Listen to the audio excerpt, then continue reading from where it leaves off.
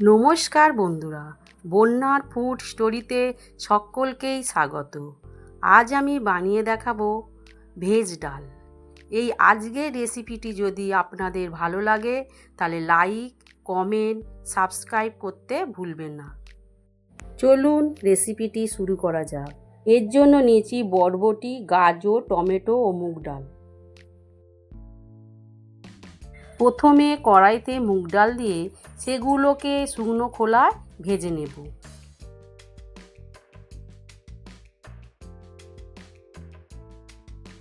এরপর পরিমাণ মতন জল দিয়ে প্রেসার কুকারে দিয়ে 3টে সিটি দিয়ে নেব। এবার গ্যাসে কড়া বসিয়ে তাতে সর্ষের তেল দিয়ে তেল গরম হলে সবজিগুলো দিয়ে একে একে ভেজে নেব। এবার দেখুন ততক্ষণে আমার ডাল সেদ্ধ হয়ে গেছে। এবার ডালের মধ্যে পরিমাণ মতন জল দিয়ে তাতে ভেজে রাখা সবজিগুলো দিয়ে দেব।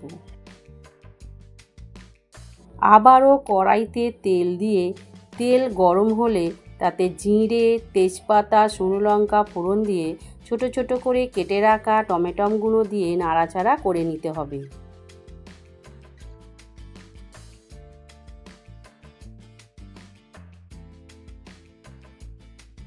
এরপর তাতে আদা বাটা, হলুদ গুঁড়ো, লঙ্কা গুঁড়ো আর সবজি সহ ডালটা দিয়ে দিতে হবে।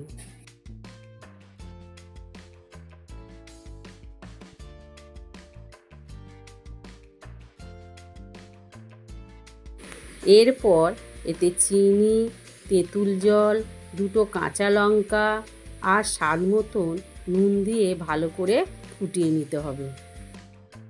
ফোটানো হয়ে গেলে একটু জিরে গুঁড়ো ছড়িয়ে দিলেই রেডি আজকের রেসিপি ভেজ ডাল।